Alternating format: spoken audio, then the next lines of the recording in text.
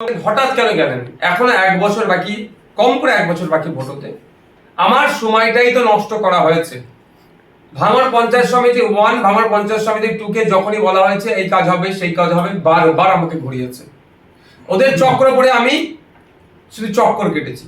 অল্প গুটি কয়েক কাজ করে দিয়েছে, কিন্তু কাজেরও গুণগত মান ঠিকঠাক ছিল না। সেই জন্য আমি ডিসেম্বর মাসে 2024-এর ডিসেম্বর মাসে আবার আমি লেটার করি ডিপার্টমেন্টে। তার আগে বিভিন্ন আধিকারিকের কাছে গিয়ে কিন্তু আমি ভার্বালি এবং অফিসিয়ালি আমার চিঠি সব রিসিভ করানো আছে, আমি জমা দিয়েছিলাম, কোনো কাজ হয়নি। আমি বিইউপির অর্থাৎ লোকাল যে ফান্ড বিধায়কের ওর গাইডলাইন অনুযায়ী আমি বাস্তবায়ন বা রূপায়ণকারী সংস্থাকে আমি চেঞ্জ করে জমা দিই। আবার 2 মাস 2.5 মাস আমার নষ্ট করে। হঠাৎ দেখি মার্চের সম্ভবত 4 তারিখে আমার সাথে কোনো আলোচনা না করেই ডিস্ট্রিক্ট থেকে একটা অর্ডার ইস্যু আছে, যেখানে এডিএম ডেভেলপমেন্টের সই আছে। তিনি একটা অর্ডার ইস্যু করেছেন যেখানে ওই কাজগুলো পুনরায় আবার সেই পুরাতন ভাঙড় পঞ্চায়েত সমিতি 1, ভাঙড় পঞ্চায়েত সমিতি 2 কে দিয়েছে। যেই ওই ভাঙড় পঞ্চায়েত সমিতি 1, ভাঙড় পঞ্চায়েত সমিতি 2 আমার কাজগুলোকে ডিলে করিয়েছে, আমার টাইম কিল করেছে, তাকিয়ে দিয়েছে। এটা দেখার পরেই, কারণ আপনারা জানেন ফুরফুরা শিল্পের ঐতিহাসিক 21, 22, 23-এ ফাল্গুন সারে সব ছিল ওই মার্চ মাসের ওই সময়টাই। হওয়ার পরেই সোমবারে আমি বিধানসভায় গিয়ে 0 আওয়ারে এই বিষয়টা উত্থাপন করি। ওখানে মাননীয় যিনি পরিষদীয় মন্ত্রী ছিলেন, সাথে সাথে আপনার অর্থমন্ত্রী চন্দ্রিমা ভট্টাচার্য ম্যামও ছিলেন। আমি ওখানে প্রস্তাব রেখেছিলাম, আমার সমস্যার কথা তুলে ধরে আমি জিজ্ঞাসা করেছিলাম যে এই মুহূর্তে আমার করণীয় কি, আমি আমার ভাঙড় বিধানসভার ভোটারদেরকে কি বলবো, কি করণীয় কি, আমি কি করব, তাদেরকে কি বলবো, কারণ মধ্যখানে এতটাই নষ্ট হয়েছে। কিন্তু দুর্ভাগ্যের বিষয়, না অর্থমন্ত্রী আমার কথার কোনো প্রতি উত্তর দিয়েছেন, বা পরিষদীয় মন্ত্রী শোভন বাবু কোনো প্রতি উত্তর দিয়েছেন। সেটা যখন প্রতি উত্তর আমি পাইনি, বাইরে যখন প্রেস মিট করছিলাম, আমাকেই সাংবাদিকদের মধ্য থেকে প্রসঙ্গক্রমে বলতে বলতে আমি বলেছিলাম যে এর পরের স্টেপ আমি মুখ্যমন্ত্রীকে জানাবো। তারপর আমি ছুটে গিয়েছি মুখ্যমন্ত্রীর কাছে, তাকে জানিয়েছি।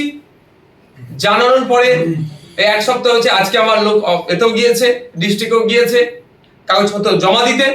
আজকে রাত্রে নাহলে কালকে সকালে আমি খবর পাবো যে মুখ্যমন্ত্রীকে জানানোর কতটা ইফেক্ট হয়েছে। আমার কাজ বিইউপি অর্থাৎ লোকাল এমএলএ ফান্ডের যে ডেভেলপমেন্টের যে গাইডলাইন আছে তার মধ্যে থেকে হচ্ছে কি হচ্ছে না। বলছিলাম, একটা সময় ফুরফুরা পঞ্চায়েতে ভোটের সময় দেখা গিয়েছিল যে বিভিন্ন সময় বিভিন্ন রকমের আপনাদেরই পিট সাহেবরা আপনার সমর্থনে বা আপনার এতে ফুরফুরায় একটা অশান্তি সৃষ্টি হয়েছিল।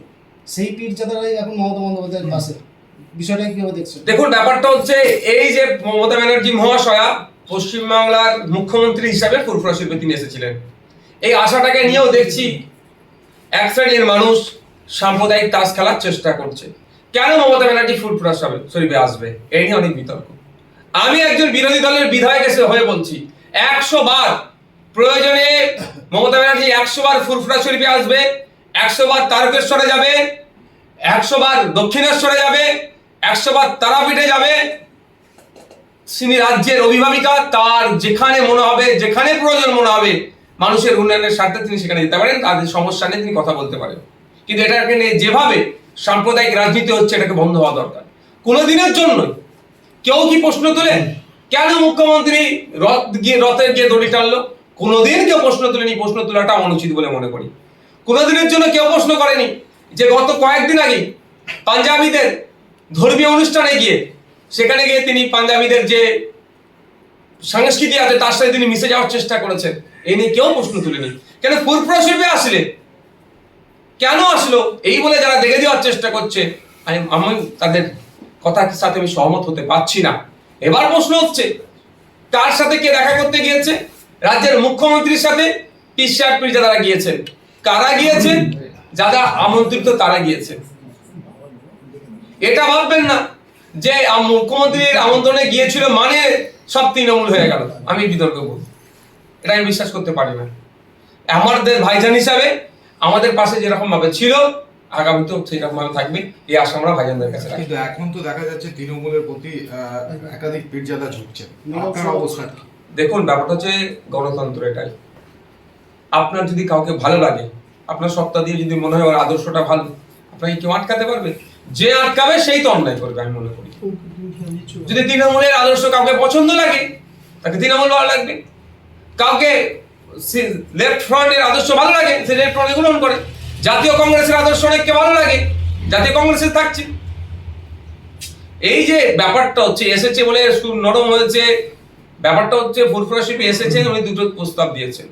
আপনাদেরকে একটা ক্লিয়ার করে রাখি আপনাদের মাধ্যমে, একটা বাজে ফুরফুরা শিল্প সম্পর্কে বার্তা ছড়ানো হচ্ছে, এটা আমি আপনাদের মিডিয়া আপনাদের মাধ্যমে সেই বার্তার আমি বিরোধিতা করছি। বলছে কি ফুরফুরা শিল্প এসেছে, সব ফুরফুরা শিল্প সংক্রান্তই দাবি করেছে।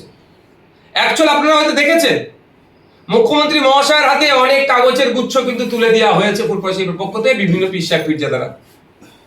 ওখানে বিভিন্ন দাবি দাবা ছিল। ওখানে আমি যতটুকু পরে খবর নিলাম, যারা যারা গিয়েছিল কাগজ দিয়েছেন, কয়েকজনের সাথে কথা বললাম যে আপনারা কি দিয়েছেন। শিক্ষা, স্বাস্থ্য, কর্মসংস্থান সহ মৌলিক অধিকার, সর্বোপরি বাংলায় যেভাবে বাংলার আকাশে কালো মেঘ আসছে, সাম্প্রদায়িক মেঘ ছড়ানোর চেষ্টা মানে ছেড়ে যাওয়ার চেষ্টা করছে, এটা থেকে পরিত্রাণ পাওয়ার জন্য মুখ্যমন্ত্রীকে বলিষ্ঠ পদক্ষেপ গ্রহণ করতে হবে, সে বার্তা ফুরফুরা শিল্প থেকে লিখিত আকারে দেওয়া হয়েছে। এবার হচ্ছে এই শুধু ফুরফুরা শিল্পের বিষয়টা মুখে কেন হয়েছে, আমি যতটুকু উপলব্ধি করতে পেরেছি, আমিও বিধানসভায় বক্তব্য দিই, সামনে যখন দেখি, পাশে যখন দেখি লিডার অফ অপোজিশন আছে বা সামনে মুখ্যমন্ত্রী আছে, বক্তব্যতে কোনো না কোনো ভাবেই যখন লিডার অফ অপোজিশনের নাম চলে আসে, মুখ্যমন্ত্রীর ওকেও অ্যাড্রেস হয়ে যায়। ফুরফুরা শিল্পী এসেছে, ফুরফুরা শিল্পের বিষয়ের দাবিটাই সবার কম বেশি মুখ দিয়ে বেরিয়েছে। দেখবেন ফুরফুরা শিল্পের দাদা হুজুর পীর রহমতুল্লাহের নামে একটা ইউনিভার্সিটির দাবি একাধিক পীরজাদারা করেছে। দাবি কিন্তু একটাই, একাধিক পীরজাদারা করেছে। ব্যাপারটা হচ্ছে যেখানে এসেছিস তার মহত্বটাকে আগে বলার চেষ্টা হয়েছে। এই নয় যে দাদা হুজুরের নামে বিশ্ববিদ্যালয় চেয়েছে বলে দক্ষিণ চব্বিশ পরগনার প্রত্যন্ত গ্রামের মানুষ শিক্ষা পাবে না, তার দাবিটা করেনি। কোনো দাবির মধ্যে লিখিত দাবি আছে, আমি জিজ্ঞাসা করলাম, পেয়েছি, যে এই যেভাবে স্কুলগুলো বন্ধ হতে চলেছে, এগুলো না বন্ধ হয়। এটাই ফুরফুরা শরীফ। সম্প্রীতির বার্তা এখান থেকে দেওয়া হয়, ঐক্যের বার্তা দেওয়া হয়, শিক্ষার বার্তা দেওয়া হয়, সামাজিক বার্তা দেওয়া হয়। এবং হসপিটাল, যে হসপিটালের কথা হচ্ছে, শুধু এই হসপিটাল নয়, 42টা সুপার স্পেশালিটি হসপিটাল আছে। সেই সমস্ত হসপিটালে অনেক অভাব অভিযোগ, যাতে মানে পর্যাপ্ত পরিমাণে এখানে স্বাস্থ্য পরিষেবার সচল থাকে, তার দাবিও ওই চিঠির মধ্যে দেওয়া আছে, যেটা আমি শুনতে পেলাম। যে কেউ কেউ বলছে আপনার বিরুদ্ধে ফুরফুরা শরীফের কোনো পীরজাদাকে ব্যবহার করা হতে পারে, বলবেন বিষয়টা? দেখো, সিদ্দিকী বলছেন মমতার হাতে আপনার ভাগ্য। মমতার কথা যদি আপনি না শোনেন, তাহলে সেক্ষেত্রে যে আপনি যে ভাঙড় বিধানসভায় দাঁড়িয়েছেন, সেখানে এখানকার কোনো পীরজাদাকে ওখানে আপনার বিরুদ্ধে প্রার্থী করে দেবে। দেখুন, আমি আমার রাজনৈতিক মঞ্চ থেকে কোনো ধর্মীয় শব্দ আমি প্রয়োগ করিনি, কিন্তু আজকে এক ধর্মীয় শব্দ প্রয়োগ করতে বাধ্য হলাম। আমার ভাগ্য আল্লাহর হাতে, আমার ভাগ্য সৃষ্টিকর্তার হাতে, আমি এর বাইরে কিছু বিশ্বাস করি না। তৃণমূল কংগ্রেস কি এবার হচ্ছে চাচা যান, যদি আমার চাচা যান উনি যদি মনে করেন যে কেউ কাউকে আমার বিরুদ্ধে দাঁড় করাবেন, তার নামটা পাবলিক ডোমেনে দিয়ে দিক না উনি। আর তারপরের কথা হচ্ছে, তারপরের কথাতে আসি, রাজনীতির ময়দানে এসেছি সমাজ ব্যবস্থা পরিবর্তনের জন্য। ক্ষমতা দখল আমাদের স্বপ্ন নয়, আমাদের লক্ষ্য উদ্দেশ্য, আমাদের কার্যকলাপ, ইভেন আজকে পর্যন্ত বিধানসভায় দাঁড়িয়ে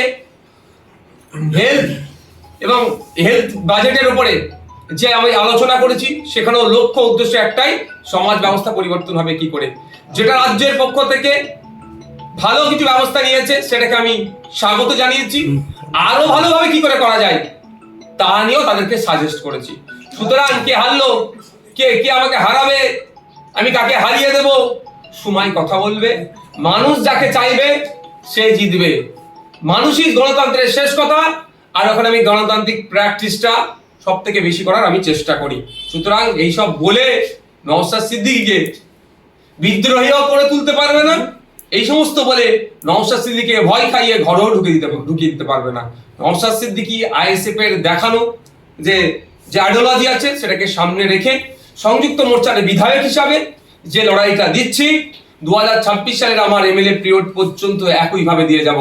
কারো কাছে, আই রিপিট, কারো কাছে ইন্ডিয়ান সেকুলার ফ্রন্টের টিকি বাঁধতে দেব না, নওশাদ সিদ্দিকীর টিকি বাঁধবে না।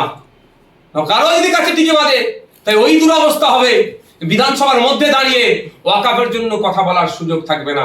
বিধানসভার মধ্যে দাঁড়িয়ে ফেক এসটিএসসি সার্টিফিকেটের কেন এত ইস্যু হচ্ছে এই সওয়াল করবে না। কারো কাছে যদি টিকি বাঁধা থাকে তাহলে বিধানসভার মধ্যে দাঁড়িয়ে রমজান মাসে ফলের দাম বেড়ে যাচ্ছে কেন এ সওয়াল করতে পারা যাবে না।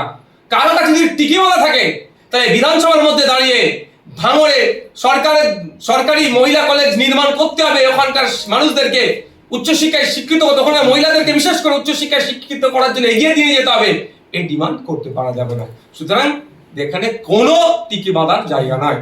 পীর পরিবারে কাউকে প্রার্থী করা হতে পারে এরকম আজকে আপনি পাচ্ছেন? না, আমার কাছে ওই ধরনের খবর আসেনি। মিডিয়ার মাধ্যমে আপনারা যে কোশ্চেন করছেন, আজকে এই কোশ্চেনে দ্বিতীয়বার সম্মুখীন হলাম, এটাই বলছি। পীরজাদাদের মধ্যে যে দ্বন্দ্ব সেটাও ক্রমশ প্রকাশ্যে, কখনো মাইক গাড়ি কখনো গাড়িতে ওঠা নিয়ে মুখ্যমন্ত্রীর স্নেহধন্য হওয়ার চেষ্টা, এই বিষয়টাকে আপনি কিভাবে দেখেন? মানে যারা একসময় তৃণমূলকে চোর বলেছিল, তৃণমূলের দুর্নীতি প্রকাশ্যে এনেছিল, তারাই আজকে সেই সব একাংশ পীরজাদা তৃণমূলের দিকে ঘেঁষছে, কিভাবে দেখেন? দেখুন, তৃণমূলের দিকে ঘেঁষছে কি বলতে পারবো না। অবশ্যই তৃণমূলের দুর্নীতির বিরুদ্ধে তারা প্রতিবাদ করেছিল, আগামীতেও তারা তৃণমূলের দুর্নীতির বিরুদ্ধে প্রতিবাদ করবে, আমি তাদের কাছে এই আশা রাখি। এবার এখন এখানে ফুরফুরা শরীফের মুখ্যমন্ত্রী একজন তৃণমূলের নেত্রী হিসেবে আসেনি, তিনি এসেছেন রাজ্যের অভিভাবিকা হিসাবে। এটা কিন্তু আমরা না গুলিয়ে দিই, কারণ আমাদের রাজ্যের মুখ্যমন্ত্রী যখন মোদির সাথে মিট করতে যায়, তৃণমূল তখন বলে এটা অফিসিয়াল মিটিং, সেখানে আমরা রাজনীতি দেখিনি। তখন একবারের জন্য আমরা বলে ফেলি না যে আপনার কি বলে এর সাথে মোদির সাথে দেখা করতে যাচ্ছে, বিজেপি নেতার সাথে দেখা করতে, বিজেপি কি জয়েন করবে? আপনি যেটা বলছেন ওই গাড়িতে ঠেলাঠেলি না কি আর কি বললেন, মাইক গাড়ির মতো স্নেহধন্য হওয়ার চেষ্টা, এরকম যে একটা দেখুন, এটা আমি সত্যি বলছি, আমি ভিডিও দেখিনি, এটা আমি শুনেছি।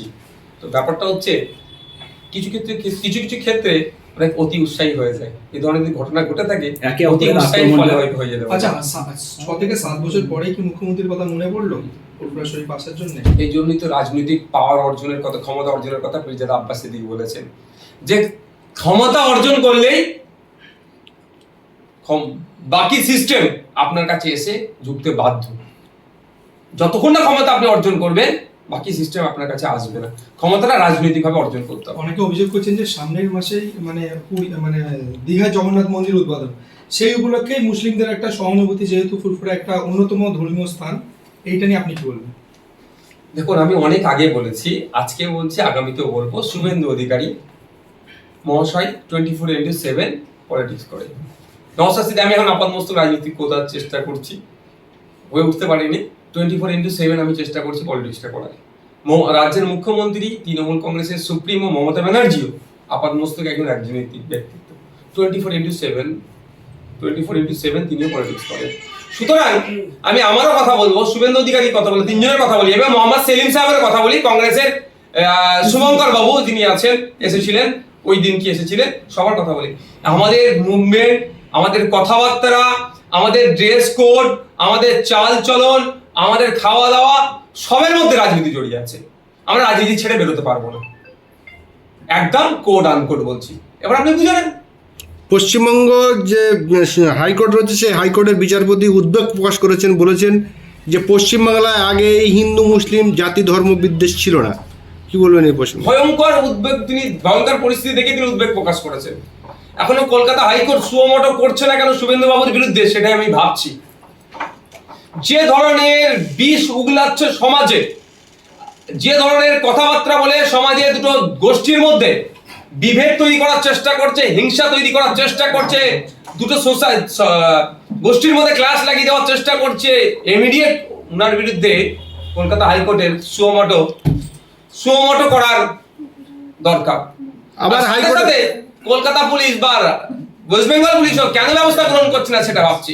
তখন ব্যাপারটা হচ্ছে শুভেন্দু বাবু একদিকে বলছে, আর তাকে কাউন্টার করতে গিয়ে যেগুলো বলা হচ্ছে, দুটো কথাই দেখুন সাম্প্রদায়িক শক্তি মাথা চাড়া দেবে। একজন হিন্দুত্বের কথা বলছে, তো একজন মুসলমানের হয়ে কথা বলছে, কিন্তু বলার ধরন তরিকা দুটো ধর্মকেই কিন্তু কলুষিত করছে। আবার হাইকোর্টের আরেক বিচারপতি বলছেন যে শুভেন্দু অধিকারীর বিরুদ্ধে এফআইআর করা যাবে না। না, সেটা তো অর্ডার এসেছে, সেটাকে চ্যালেঞ্জ করে কেন সুপ্রিম কোর্টে যাচ্ছে না? অর্ডারটাকে চ্যালেঞ্জ করে কেন ঊর্ধ্বতন কোর্টে যাচ্ছে না রাজ্য প্রশাসন? সেটা আমাদেরকে ভাবতে হবে, এর মধ্যে কি রহস্যটা আছে। রাজায় রাজায় যুদ্ধ করে আর উলুখগরা, এই হচ্ছে না তো আমাদের। আপনি একজন আইনসভার সদস্য হয়ে আপনিও তো অভিযোগ করতে পারেন। আমি করছি তো, বিভিন্ন জায়গায় করছি, কোথায় আছেন? শুভেন্দু অধিকারী সংখ্যালঘু মুসলিমদের বিরুদ্ধে একের পর এক বিস্ফোরক মন্তব্য করছেন, তার বিরুদ্ধে শুভ মোটামোটো যেটা আপনি বললেন যে কোনো রকম কোনো মামলা হচ্ছে না, হাইকোর্টেরও বাধা রয়েছে, কিন্তু তার কাউন্টার করতে গিয়ে হুমায়ুন কবির, শওকত মোল্লা এবং সিদ্দিকুল্লাহ চৌধুরীকে সতর্ক করা হয়েছে, সহজে করা হয়েছে। কি বলবেন এই প্রসঙ্গে? দেখুন, এটা তো আমি অনেক আগে বলে দিয়েছি, শুভেন্দু বাবুর বিরুদ্ধে এরা ব্যবস্থা গ্রহণ করবে না। শুভেন্দু বাবুর যদি বলা বন্ধ করে দেয়, তাহলে তৃণমূল বিজেপির বাইনারি পলিটিক্সটা কিভাবে করবে? মুসলমানদেরকে ভয় দেখিয়ে মুসলিম ভোটটাকে পকেটে তৃণমূল কি করে ভরে রাখবে? আর বিজেপি হিন্দু ভাইদেরকে ফুসিলিয়ে ভয় দেখিয়ে হিন্দু ভোটের একটা অংশ পকেটে তারা কি করে ভরে রাখবে? এই বাইনারি তারা করতে পারবে না, ওই জন্য শুভেন্দু বাবুকে আটকাবে না।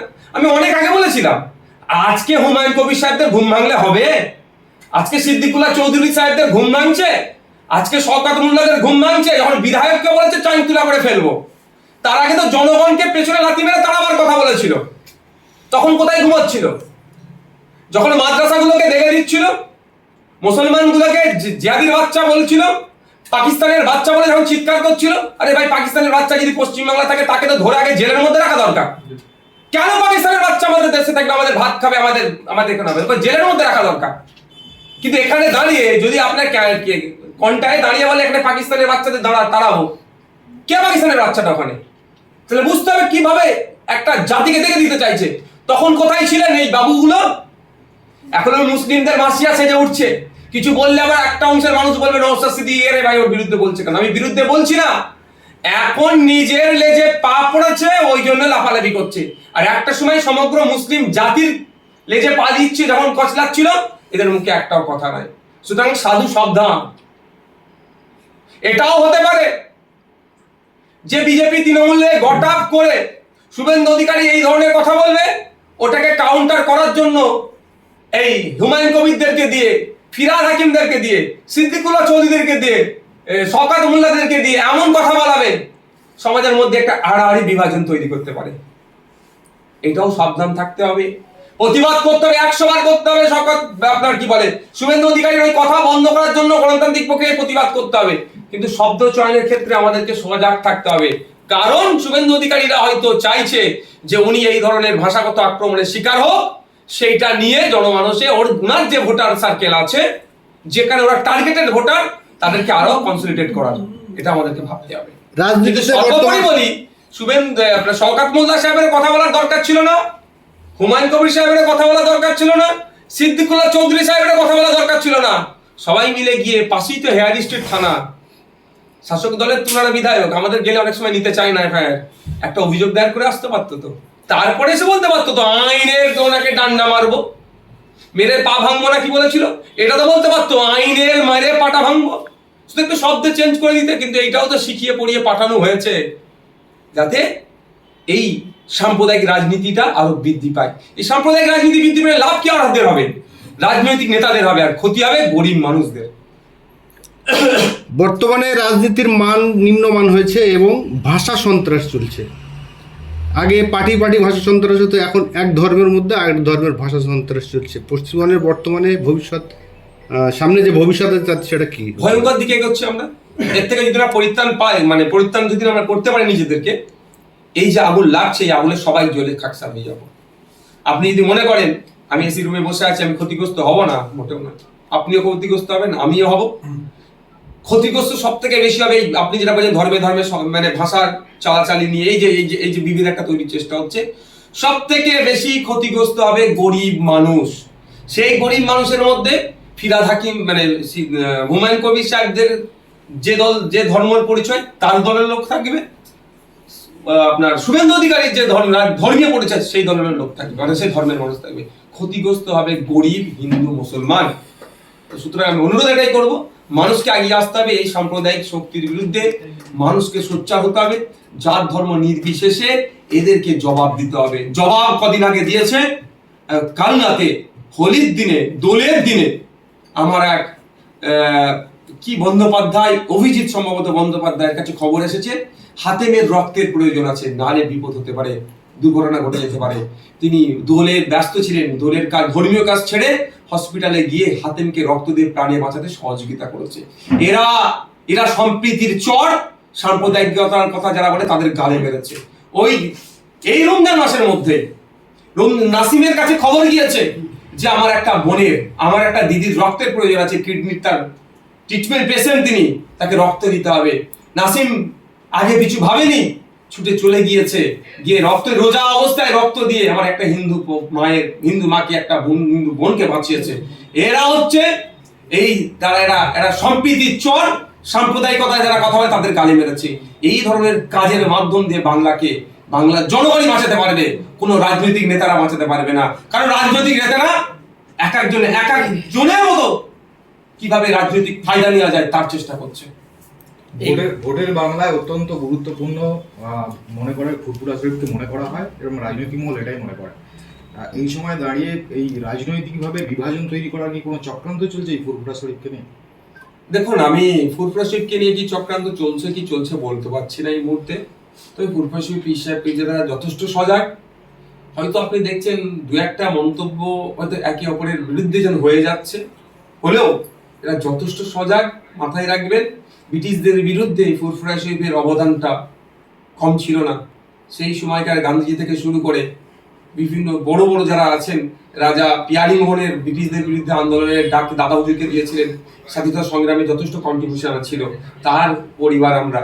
সুতরাং যারা ভাবছে আমাদের মধ্যে রাজনৈতিক লড়াই লাগিয়ে দিয়ে ফায়দা নিয়ে বেরিয়ে যাবে, অত সহজ নয়। ফুরফুরা শরীফের ডিমান্ডের মধ্যে একটা অন্যতম ডিমান্ড কিন্তু ওই দিনকে পূরণ হয়নি, সেটা হচ্ছে বিশ্ববিদ্যালয়, যেটা মুখে বলে দিয়েছে। আর যেগুলো লিখিত দিয়েছে সেই ডিমান্ডগুলোর জন্য কিন্তু পীরজাদারা বা পীর সাহেবরা অপেক্ষায় আছে কবে অ্যানাউন্সমেন্ট হয়। তাহলে কি 26-এর যে বিধানসভা ভোট, সেই বিধানসভা ভোটে নিয়ন্ত্রকের ভূমিকা দেখা যেতে পারে ফুরফুরা শরীফের বিগত দিনে যে ভূমিকা ছিল রাজনীতির ময়দানে, আগামী দিনে একইভাবে ভূমিকা থাকবে।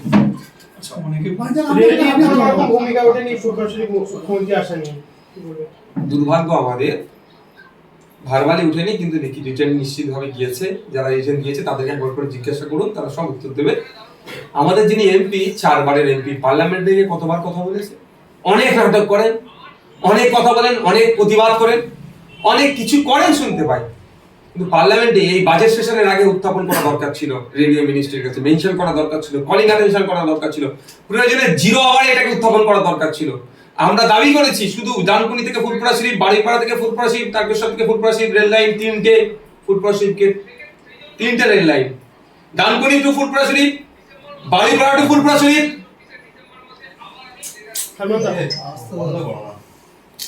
কে শুনছে না, তারকেশ্বর টু ফুরফুরা শরীফ, 3টে লাইন আছে ফুরফুরা শরীফে। আর আমরা চেয়েছি এটাকে এক্সটেন্ড করে আপনার 8 ফুট পর্যন্ত পৌঁছানো হোক। এই বিষয়টা পার্লামেন্টে একবারের জন্য এই বাজেট সেশন আগে তুললেন না, এটা বোঝাই যাচ্ছে আমাদের এমপি ফুরফুরা শরীফকে নিয়ে তিনি কতটা মানে চিন্তা ভাবনা কতটা পজিটিভ রাখেন। বলছিলাম দাদা, জেলা থেকে কলকাতায় বিভিন্ন জায়গায় দেখা যাচ্ছে হিন্দু ভাই ভাই এরকম পোস্টার করছে এবং তার পাল্টা তৃণমূলও কিছু পোস্টার ফেলছে। ভোটের সময় হিন্দু হিন্দু ভাই ভাই, আর ভোট মিটলে আর বললাম না আমি, বুঝতে পারছেন তো? বিধানসভার মধ্যে বাজেট সেশনে গুরুত্বপূর্ণ কয়েকটা দিন আলোচনা হয়েছে বিষয়ে, মানে ডিপার্টমেন্টের উপরে, স্কুল এডুকেশন অ্যান্ড হায়ার এডুকেশনের উপর একদিন আলোচনা হয়েছে 3 ঘন্টা।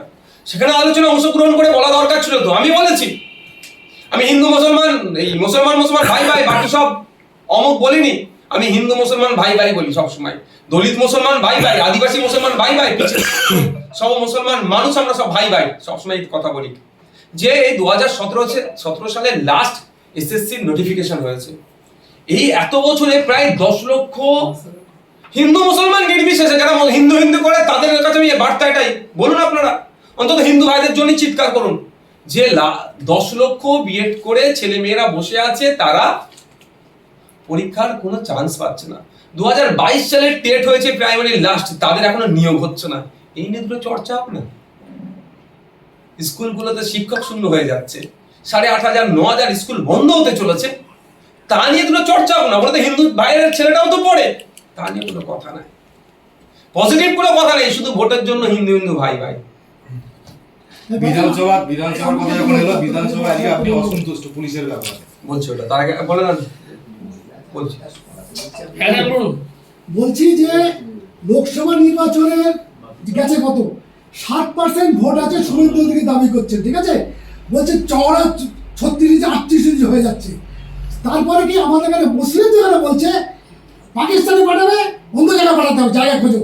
আপনি কি বলবেন? আপনার বাড়ি সম্ভবত নবাবপুর ভগবতীপুর হ্যাঁ, yes, চণ্ডীতলা বিধানসভার exactly. মধ্যে।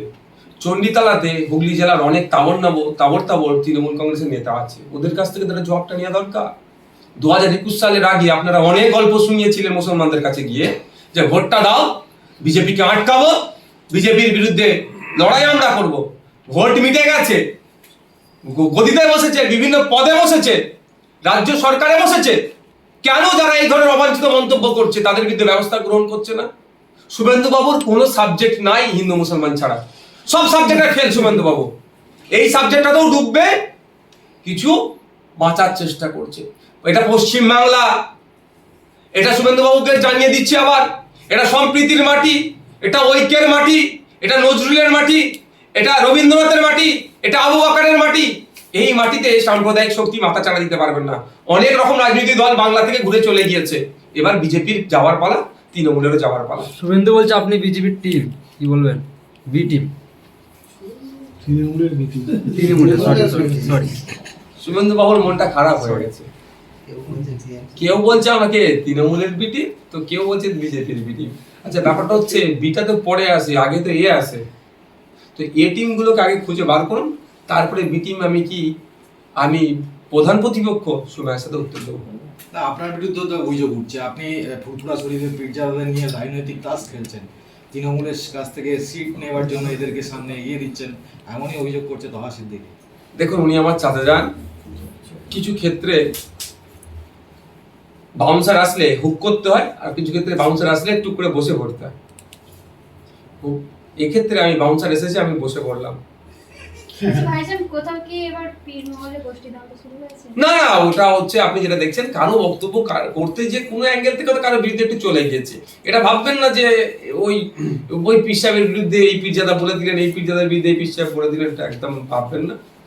প্রসঙ্গ ব্যাখ্যা করতে গিয়ে কার বক্তব্য যদি কারো উল্টো হয়ে যায়, সেটা তো এটা নিয়ে গোষ্ঠীদ্বন্দ্ব বা এই ধরনের কোনো ব্যাপার নয়। বিধানসভায় আজকে আপনি অসন্তুষ্ট পুলিশের প্রতি, এবং বিধানসভা গেটে মুখ্যমন্ত্রীর এতে গাড়িও দাঁড় করিয়ে দিয়েছিলেন। না, এটা একটু ঠান্ডা মাথায় আপনাদের শুনতে হবে। আমি সহজেই বলতে চাই, বিধানসভার 2 নম্বর গেটে স্বাভাবিকভাবে এমএলএ মিনিস্টাররা বেশি যায়, কিন্তু মিনিস্টারদের গেট একটা আমরা মিনিস্টার গেট বলি, যেটা 1 নম্বর গেট। 3 নম্বর গেটে চিফ মিনিস্টার ম্যাক্সিমাম ওটা যাতায়াত করে। তো 2 নম্বর গেটের সামনে মিডিয়া থাকে, মিডিয়া একটা ছোট করে স্ট্যান্ড করা আছে। আপনাদের যারা বিভিন্ন মিনিস্ট্রিম থেকে শুরু করে ডিজিটাল প্ল্যাটফর্মে প্রচুর জন যায়, ওখানে এসে সব বিধায়ক একের পর এক এসে বাইট দেয়। এবার অনেক ক্ষেত্রে আমাদের বাইট দেওয়ার পরে কারো স্পেশাল কিছু ডিমান্ড থাকে যে আমি এটা আলাদা করে দুটো ইস্যুতে কথা বলবো, একটু বাইটটা দেবো। সেক্ষেত্রে আমরা কি করি, আমি আমার কথা বলছি, ওই স্ট্যান্ডকে ছেড়ে একটু সাইডে চলে যায়। কারণ আমি যদি ওখানে জ্যাম করে আবার কারো একটা কথা বলি, অন্য কোনো বিধায়ক আসলে সে তো আমাকে সরে যেতে বলতে পারবে না, তার সাথে অনুচিত হবে, অন্যায় হবে, টাইমটা কি হচ্ছে। ঠিক একইভাবে আজকে অনেক বাইট দেওয়ার পরে হিন্দি ছিল, খুব একটা ভালো হিন্দি বলতে পারি না, তারপরেও আমি হিন্দিতে বাইট দেওয়ার পরে ডিজিটাল প্ল্যাটফর্মে একজন বললেন যে ভাইজান আমাকে একটু এক্সক্লুসিভ দিতে হবে। আমি ঠিক আছে চলো ওই গেটটায় যাই, কারণ এখানে আবার জ্যাম হয়ে যাবে, তোমার দেখা দেখি আবার এসে কেউ বলবে, আমি কাউকে না বলতে পারবো না। যথারীতি আমার যে গাড়িটা ছিল এই গেটের মুখে, যে ওই গেটের মুখে রাখছি, আমি একদিকে ফুটপাতে হেঁটে যাচ্ছিলাম। যাওয়ার থেকে যে ওই গেটের একটু আগে আমি ওখানে 2টো অফিসার ছিল দূরে দূরে। তো আমি একজন অফিসারকে জিজ্ঞাসা করছি, সিএম ম্যাম চলে গিয়েছেন? কারণ হচ্ছে যে বেরিয়ে গিয়েছে বলে আমার কাছে কোনো খবর ছিল না, এবং ওইখানে দেখি পুলিশের সংখ্যা সে অর্থে ছিল না। কারণ আমি যতটুকু জানি সিএম ম্যাডাম যখন থাকে ওখানে পুলিশ ছেয়ে থাকে। আর আমি এই জন্যই জিজ্ঞাসা করছি সিএম ম্যাডাম চলে গিয়েছে কি, কারণ আমার তো একটু হলেও আকেল আছে। আমি বাইরে দিচ্ছি, সেই সময় যদি সরাতে বলে আমার গাড়িটাকে, আমি গাড়ির দিকে দেখবো না, আমার কনসেন্ট্রেট ব্রেক হতে পারে। আমি আগে থেকেই আমার মানসিক প্রস্তুতি, যদি সিএম ম্যাডাম থাকে আমি ওখানে বাইটও দেবো না, কারণ নিরাপত্তার একটা ব্যাপার থাকে। হয়তো আমাকে সরাতে পারবে না পুলিশে, কিন্তু আমার উচিত হবে না ওখানে দাঁড়িয়ে বাইকটা দেওয়া। দেখুন, আমার সাথে তার রাজনৈতিক চরম মতপার্থক্য আছে। তার দলের আপার মস্তককে আমি কিন্তু একটা ইঞ্চিও ছাড়ি না। চোরকে চোর বলে দিই, বিধানসভার মধ্যে দাঁড়িয়ে দুর্নীতির কথা বলি। কিন্তু end of the day she is our chief minister, এটা তার হনার আছে, তাকে দিতে হবে। সেই জন্য আমি জিজ্ঞাসা করলাম, একবার বলেছে কোন উত্তর দেনে, আমি আবার বললাম যে সাহেব বা স্যার বা সাহেবের মনে আসছে না যে চিফ মিনিস্টার চলে গেছেন। উনি যে রিয়াকশনটা দিলেন আমাকে অত্যন্ত খারাপ আমাকে লেগেছে। মানুষ হিসাবে ব্যথা পেয়েছি, আবার বিধায়ক হিসেবে আরো বেশি ব্যথা পেয়েছি, কারণ আমার সম্মানে তা আঘাত দিচ্ছে। ভাঙড়ের মানুষ আমাকে ভোট দিয়ে যে সম্মান নেওয়ার জন্য পাঠিয়েছে, সেই সম্মানও আঘাত লেগেছে। তো আমি বললাম আপনি অবশ্যই আচরণ করছেন কেন, হাসি মুখে বললাম, এরকম বলছেন কেন? দুবার একবার বললাম যে আচরণ আপনি করতে পারেন না। তখন উনি বলছেন জানতো। তখন কিন্তু আমি কথাটাকে সিরিয়াস হিসাবে নিয়েছি, তার আগে পর্যন্ত সিরিয়াস হিসাবে আমি নিইনি কথাটা। আমি বলছি আমি যাব না, আপনি অমাধ্যতাটা বন্ধ করুন। আরো কয়েকটা এবার কথা চালাচালি হয়েছে, বলছে আপনার গাড়ি সরান। আমি বলি আমার গাড়ি থাকলো, আমার গাড়ির যে ড্রাইভার ছিল, আমি চাবি আমার কাছে দে, কাঁচ তুলে দে, চাবি নিয়ে নিয়েছি। যে আপনি এই যে কথাটা বলেছেন, আমি একজন বিধায়ক হিসাবে আমি অপমান বোধ করেছি, এই কথাটা আপনার ভুল হয়েছে, এটা যতক্ষণ না বলবেন আমি গাড়ি সরাবো না। আমি দাঁড়িয়ে আছি, ওখানে অদূরই ডিসি স্যারেরা ছিলেন, এসি স্যারেরা ছিলেন, এসে আমাকে বলছেন নসর সাহেব কি হয়েছে? আমি দেখুন এই হয়েছে না, এটাকে ব্যাপারটাকে ছোট করলাম। আমি বললাম ডিসি স্যারদেরকে, যারা ওনার থেকে ঊর্ধ্বতন যারা ছিল, যে আমাকে লজ্জা লাগছে আপনি এসে এই ছোট্ট বিষয়ে আপনি কথা বলছেন। হ্যাঁ ছোট্ট বিষয়, কিন্তু অনেক গভীরের বিষয়। ওনার এই আচরণ করার কারণটাও কি কিন্তু আমি পরে এক্সপোজ করবো, এখন না, আমি কয়েকটা দিন অপেক্ষা করছি। তা উনাকে আমি বললাম যে দেখুন আমি এই ঘটনা ঘটেছে, উনি যদি আমাকে একবার বলেন যে আমার এই বলাটা অনুচিত হয়েছে, তাহলে আমি ছড়িয়ে দেবো, নাহলে আমি সরাবো না। তাতে যা আমার বিরুদ্ধে কোনো মামলা টামলা দিতে হয় আপনারা দেন। ওখানে অফিসারটাকে ডেকেছেন, কিন্তু ওই অফিসার এত উদ্ধত্ত তিনি আচরণ করেছেন। ডিসি র্যাঙ্কের একজন অফিসার, হ্যাঁ আপনার এসিরা আছেন, অনেক কটা এসি স্যার ছিলেন ওখানে, আরো অনেক ইন্সপেক্টর এসে গিয়েছিলেন, তাদের সামনে আমার সাথে অদুত্তপূর্ণ আচরণ। আমি অফিসারদের বললাম দেখুন আপনাদের সামনে যদি আমার সাথে এই আচরণ করে, তাহলে আপনার অবর্তমানে কি করেছে বুঝতে পেরেছেন তো? আর সর্বোপরি এখানে তো ক্যামেরা লাগিয়ে ঘরে, ক্যামেরাটা দেখলে দুধকে দুধ পানিকে পানি হয়ে যাবে। আমি সাইডে একটু সরে আসলাম, কারণ ও আমাকে দেখছি উত্তেজিত করার চেষ্টা করছে। আমি তো ট্যাপে পা দেবো না, আমি উত্তেজিত হলেই পাবলিক বলবে নেতা লোক তো এ বেটা দোষ বেশি হবে। আমি সাইড এলাম।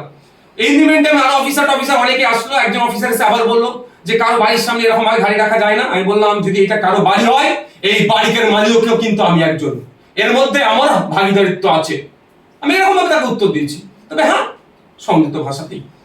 তারপরে কিছুক্ষণের মধ্যেই দেখি আপনার বিধানসভার 2 নম্বর গেটের ভিতর দিয়ে রাজ্যের মন্ত্রী, বিদ্যুৎ মন্ত্রী অরূপ বিশ্বাস মহাশয় এগিয়ে আসলেন। ভাই কি হয়েছে? আমার ভাই সম্বোধন বলে কথা বলে।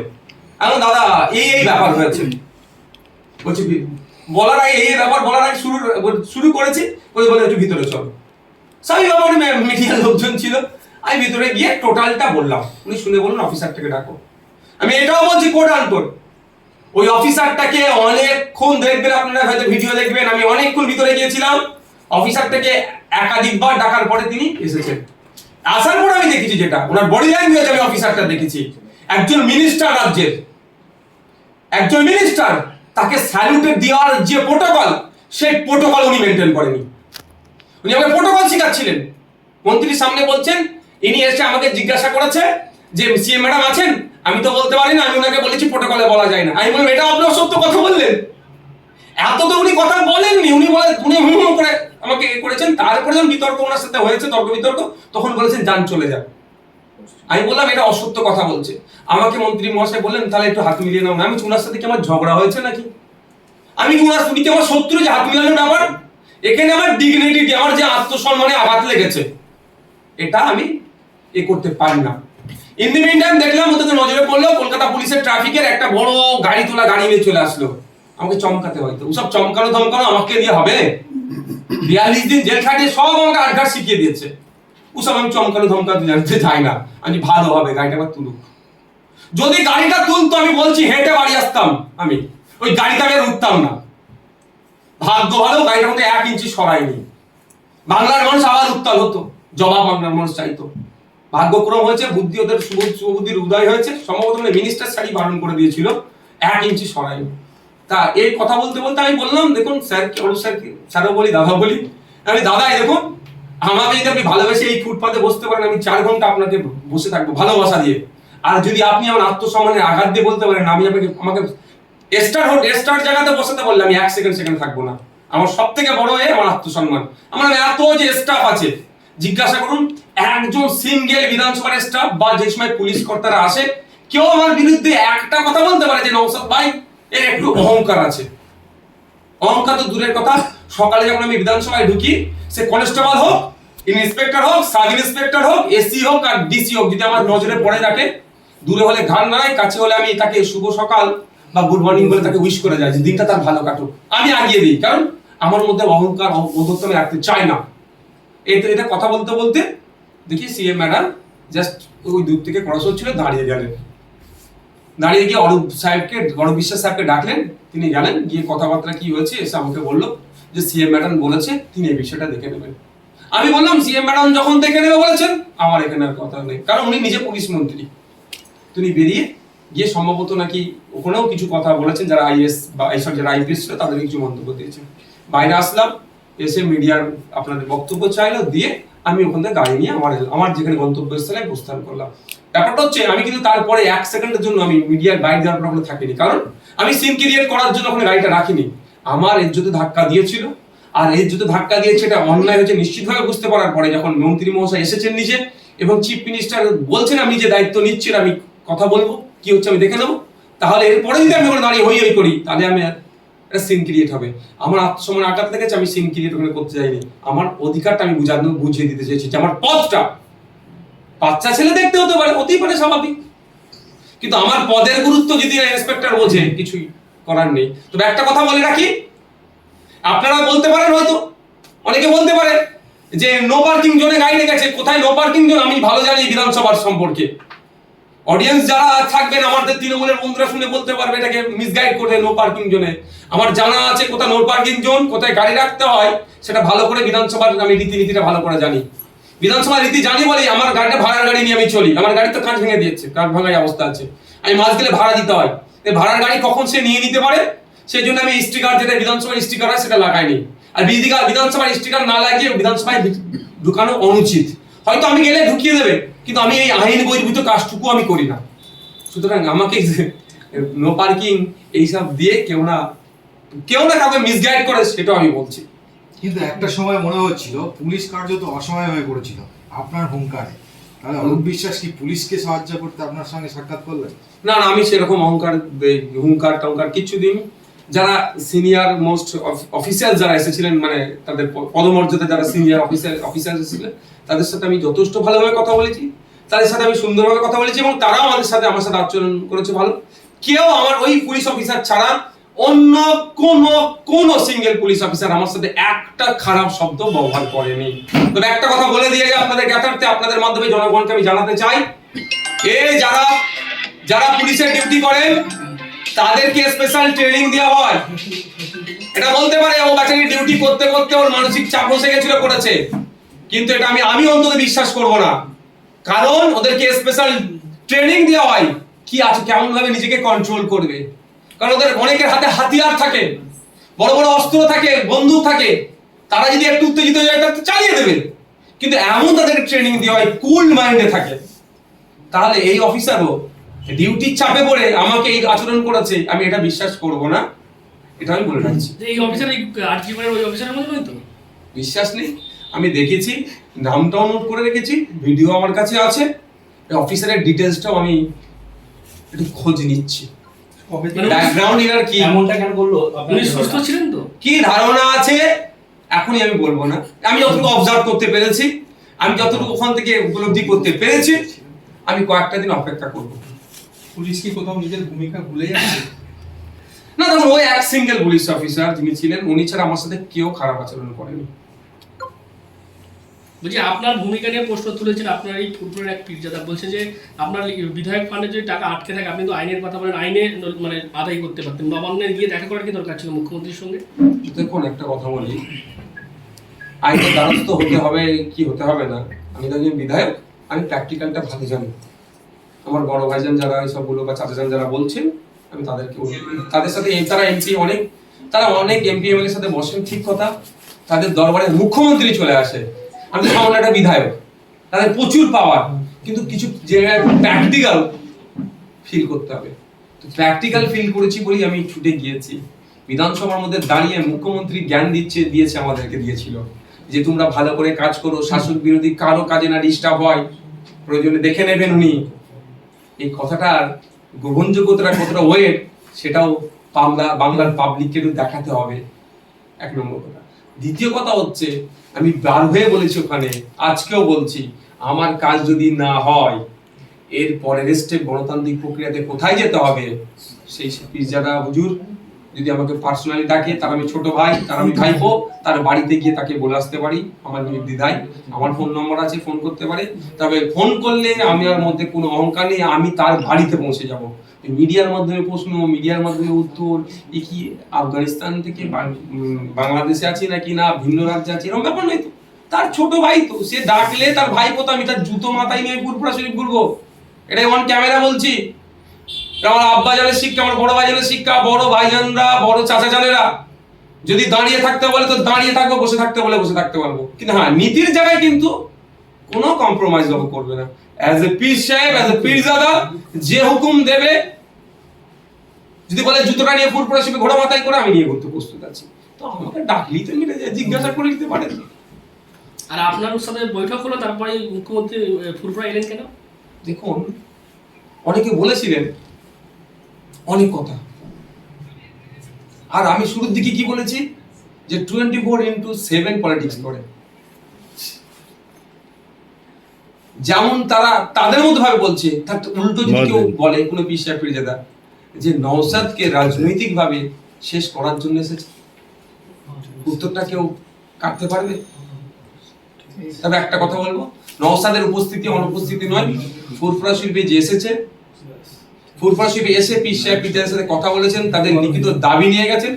আমার দেখা, আমার জ্ঞানে ফুরফুরা মমতা ব্যানার্জিকে আমি 3 বার ফুরফুরা শরীফে আমার দেখলাম, তিনি ক্ষমতা পাওয়ার পরে এসেছেন। 2 বারের থেকে এইবারে আমি বলতে পারি এই ভিজিটটা তিনি তার যে লক্ষ্য উদ্দেশ্য নিয়ে এসেছেন সাকসেস হয়েছে।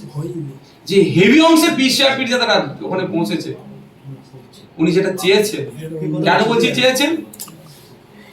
কারণ এর আগে স্টেজ থেকে এসে হাত নাড়িয়ে দিয়ে চলে গিয়েছিল, এইবার পীর সাহেবদের মাঝে এসেছে। তবে ওনার সাকসেস আমাদের রাজনৈতিক ভাবে কিছুটা ধাক্কা লেগেছে, তো সেই ধাক্কাকে আমরা পূরণ করে আমাদের গতিতে আমরা যাবো। বলছি, মমতার কথাই আপনাকে শুনতে হবে, নাহলে কিন্তু আপনার বিরুদ্ধে এবারে ভাঙড়ে আপনার পীর পরিবারই কাউকে জানানো হতে পারে।